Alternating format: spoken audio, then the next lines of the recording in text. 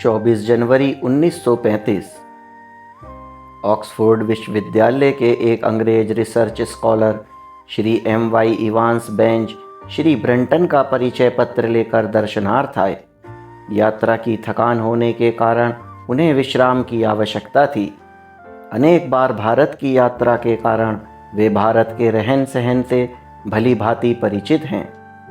वे तिब्बती भाषा सीख चुके हैं तथा तिब्बत के सबसे महान योगी मिलरेपा की जीवनी तथा मृतकों की पुस्तक तथा एक अन्य पुस्तक तिब्बत के गुप्त सिद्धांत का अनुवाद उन्हीं की सहायता से हुआ। दोपहर में उन्होंने कुछ प्रश्न पूछने आरंभ किए। प्रश्न योग से संबंधित थे। वे जानना चाहते थे कि योग के आसनों को करने के लिए बाघ, हिरण आदि को उनके चर्म के लिए मारना क्या उचित है। महर्षि, मन ही बाघ अथवा हिरण है। भक्त, यदि सब कुछ भ्रम हो तो जीवन ले सकते हैं। महर्षि कहते हैं, भ्रम किसको है, उसकी खोज करो। वास्तव में अपने जीवन के प्रति क्षण प्रति व्यक्ति आत्मा का हनन कर रहा है। भक्त, आसनों में कौन सा श्रेष्ठ है। महर्षि कहते हैं, आसन कोई भी हो, जैसे सुखासन, कोई भी सरल आसन अथवा अर्धबुद्धासन अच्छा है, परंतु ज्ञान मार्ग के लिए इन सब का कोई महत्व नहीं। भक्त, क्या आसन से व्यक्ति के स्वभाव का आभास होता है। महर्षि, हाँ। भक्त, व्याघ्र चर्म, नमदा तथा हिरण चर्म के क्या क्या गुण व प्रभाव हैं। महर्षि कहते हैं, कुछ व्यक्तियों ने उनका अध्ययन कर उनका योग के ग्रंथों में वर्णन किया है। चुंबकीयता के संचालन प्रसंचालन से इनका संबंध है, पर ज्ञान मार्ग का इन चीज़ों से कोई संबंध नहीं। वास्तव में आसन का उद्देश्य आत्मा की अनुभूति तथा उसमें दृढ़तापूर्वक स्थिर होना है। यह आंतरिक है। अन्य आसन बाह्य स्थितियों के वर्णन है। भक्त, ध्यान करने के लिए कौन सा समय सबसे उपयुक्त है। महर्षि कहते हैं, समय क्या वस्तु है। भक्त, आप ही बताइए वह क्या है। महर्षि, समय एक विचार मात्र है। अस्तित्व केवल उस सत्य का है। जो कुछ भी संकल्प आप करते हैं कि वह है, वह वैसा ही दिखता है। यदि आप इसे समय कहें तो यह समय है। यदि इसे आप अस्तित्व कहें तो यह अस्तित्व है। और इसी प्रकार इसे समय मानकर आप उसे दिवस तथा रात्रियों में विभाजित कर लेते हैं तथा मास, वर्ष, घंटे एवं मिनट आदि में भी। ज्ञान मार्ग का समय से कोई संबंध नहीं, किंतु प्रारंभ में साधक के लिए इस प्रकार के कुछ अनुशासन एवं नियम आदि सहायक हो सकते हैं। भक्त, ज्ञान मार्ग क्या है। महर्षि कहते हैं, मन की एकाग्रता ज्ञान मार्ग तथा योग दोनों साधनों में समान रूप से आवश्यक है। योग का लक्ष्य जीवन का ब्रह्म परम सत्य से एकीकरण है। यह सत्य कोई नवीन वस्तु नहीं हो सकती। यह तो अभी भी विद्यमान होनी चाहिए और यह है भी। इसलिए ज्ञान मार्ग यह शोध करता है कि हमारा सत्य से वियोग क्यों कर हुआ है। वियोग केवल सत्य से ही हुआ है। भक्त, माया क्या है। महर्षि कहते हैं, माया किसको है, इसे खोज लो तो माया का लोप हो जाएगा। प्राय लोग माया के संबंध में जिज्ञासा करते हैं, किंतु माया किसको प्रभावित कर रही है इसकी परीक्षा नहीं करते। यह मूर्खता है। माया बाहर है तथा अज्ञात है, किंतु जिज्ञासा करने वाला ज्ञात है तथा अंतर में है। जो दूर है तथा अज्ञात है उसकी अपेक्षा जो अति समीप तथा अपने अंदर है उसकी खोज करो। भक्त, क्या महर्षि यूरोप वासियों के लिए किसी विशेष आसन की सलाह देंगे। महर्षि कहते हैं, आसन निर्दिष्ट किए जा सकते हैं, किंतु यह जान लीजिए कि आसन निर्धारित समय तथा इस प्रकार की अन्य सामग्री के अभाव में ध्यान वर्जित नहीं है। भक्त, क्या महर्षि विशेषतया यूरोप वासियों के लिए किसी विशेष पद्धति का निर्देशन करेंगे? महर्षि कहते हैं, यह साधक के मानसिक विकास के अनुसार ही होता है। वास्तव में कोई निर्धारित एवं निश्चित नियम नहीं है। श्री वांसवेंज अधिकतर योग की प्रारंभिक साधना से संबंधित प्रश्न करते रहे, जिन्हें महर्षि ने योग के साधन मात्र कहा तथा योग को भी आत्म साक्षात्कार का साधन ही बताया, जो सबका लक्ष्य है। भक्त, क्या सांसारिक कार्य आत्म साक्षात्कार में बाधक हैं? महर्षि कहते हैं, नहीं। ज्ञानी की दृष्टि में केवल आत्मा ही एकमात्र सत्य है। कर्म तो आभास मात्र हैं, वे आत्मा को प्रभावित नहीं करते। ज्ञानी कार्य करते हुए भी स्वयं को कर्ता नहीं मानता। उसके कार्य भी अपने आप होने जैसे होते हैं तथा वह पूर्णतया निर्लेप रहकर उन कार्यों का केवल साक्षी मात्र रहता है। इस प्रकार के कार्य का कोई लक्ष्य नहीं होता। ज्ञान मार्ग का साधक कार्यरत रहता हुआ भी साधन कर सकता है। प्रारंभिक अवस्था में साधक को कुछ कठिनाई हो सकती है, किंतु कुछ अभ्यास के बाद शीघ्र ही इसका प्रभाव होगा तथा उसके कार्य से उसके ध्यान में कोई बाधा नहीं होगी। भक्त, अभ्यास क्या है? महर्षि कहते हैं, मैं की निरंतर खोज, जो अहम भाव का मूल स्रोत है। यह खोज करो कि मैं कौन हूँ। शुद्ध मैं ही सत्य है, वही परब्रह्म सच्चिदानंद है। उसको भूलने से ही सारे कष्ट एवं क्लेशों का जन्म होता है। जब इसको दृढ़ कर लिया जाए तो व्यक्ति दुखों से छुटकारा पा जाता है।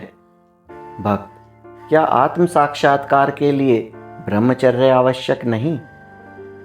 महर्षि कहते हैं, ब्रह्म में रहना ही ब्रह्मचर्य है। सामान्य धारणा में जिसे ब्रह्मचर्य समझा जाता है, उससे इसका कोई संबंध नहीं। वास्तविक ब्रह्मचारी अर्थात ब्रह्म में ही स्थित रहने वाला तो ब्रह्म में ही सर्वानंद की प्राप्ति कर लेता है। वह ब्रह्म आत्मा से भिन्न नहीं। फिर आनंद के अन्य स्रोतों की खोज क्यों? वास्तव में आत्मा से बाहर होना ही सारे क्लेशों का मूल है। भक्त, क्या ब्रह्मचर्य पालन योग के लिए आवश्यक है? महर्षि, यह सही है। साक्षात्कार के अनेक साधनों में ब्रह्मचर्य भी एक साधन है। भक्त, फिर क्या यह अत्यंत आवश्यक नहीं? क्या विवाहित पुरुष आत्म साक्षात्कार कर सकता है? महर्षि कहते हैं, निश्चय पूर्वक। यह तो मन की योग्यता का विषय है। विवाहित हो अथवा अविवाहित, मनुष्य आत्म साक्षात्कार कर सकता है, क्योंकि आत्मा यही है, अभी है। यदि ऐसा नहीं होता तथा इसकी उत्पत्ति भी आगे होती एवं यह कोई नवीन वस्तु होती जिसे प्राप्त करना होता, तो ऐसा प्रयास वृथा ही होता, क्योंकि जो स्वाभाविक नहीं है वह स्थायी भी नहीं हो सकता। पर मैं यह कहता हूँ, आत्मा यहाँ है, अभी है तथा केवल उसी की सत्ता है। भक्त, ईश्वर सब में सर्वव्यापक है, अतः किसी को किसी जीव का जीवन नहीं लेना चाहिए। क्या हत्यारे का जीवन लेने का समाज का अधिकार उचित है? क्या राज्य भी ऐसा कर सकता है? ईसाई देश इस प्रकार विचार करने लगे हैं कि ऐसा करना उचित नहीं। महर्षि कहते हैं, हत्यारे को हत्या करने के लिए किसने प्रेरित किया? वही शक्ति उसे दंड देती है। समाज या राज्य तो उस शक्ति के हाथ में यंत्र मात्र हैं। तुम एक व्यक्ति के प्राण लेने की बात करते हो। युद्धों में असंख्य प्राणियों के जीवन जाते हैं, उसको क्या कहोगे? भक्त, ऐसा ही है। जीवन की हानि तो किसी भी प्रकार हो, अनुचित ही है। क्या युद्ध उचित है? महर्षि कहते हैं, आत्मज्ञानी पुरुष के लिए जो सदैव आत्मा में ही स्थित है, इस लोक में अथवा तीनों लोकों में एक जीव की अथवा अनेक जीवों की अथवा सब जीवों की हानि से कोई अंतर नहीं पड़ता। यदि वह सबको नष्ट कर दे तो भी ऐसी शुद्धात्मा को कोई पाप स्पर्श नहीं कर सकता। महर्षि ने गीता के 18वें अध्याय का 17वां श्लोक उद्धत किया। यस्य नाहं कृतो भावो बुद्धिरस्य न लिप्यते हत्वा वापि न इमान् सलोकान् हन्ति न निबध्यते। जो अहम के भाव से सर्वथा शून्य है, जिसकी बुद्धि संसार में लिपायमान नहीं है, यदि वह सब लोकों का भी संहार कर दे तो भी वह किसी को नहीं मारता और न वह अपने कर्मों के फल से ही बंधायमान होता है। भक्त, व्यक्ति के कर्म क्या उसके बाद के जन्मों पर प्रभाव नहीं डालते?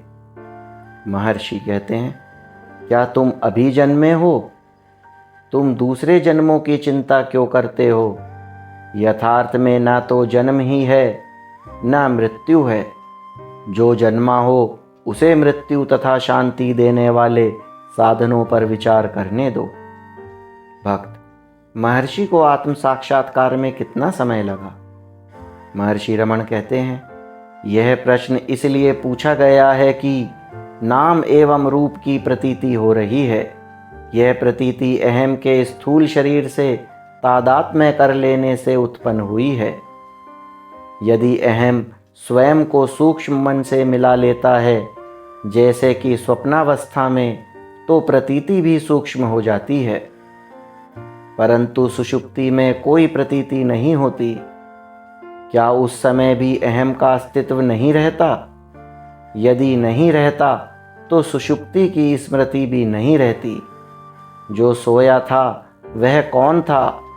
अपनी सुषुप्ति में तुम नहीं कह रहे थे कि तुम सो रहे थे, यह तो तुम अपने जागने पर कह रहे हो। इससे सिद्ध हुआ कि अहम का भाव जागृत, स्वप्न एवं सुषुप्ति में यथावत रहता है। इन अवस्थाओं की तह में जो सत्य अर्थात आत्मा है, उसे जानो। वही सत्य इन सब अवस्थाओं की तह में है। उस अवस्था में केवल अस्तित्व अथवा सत्ता है। वहाँ तू, मैं या वह नहीं है, न वर्तमान भूत या भविष्य है। वह देश काल से परे है तथा अनिर्वचनीय है। वह तो सदैव है।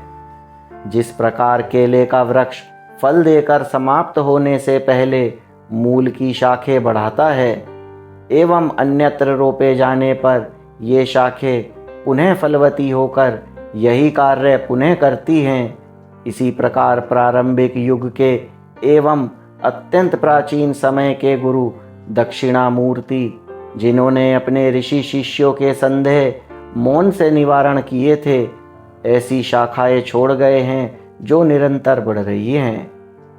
गुरु उसी दक्षिणामूर्ति की शाखा है।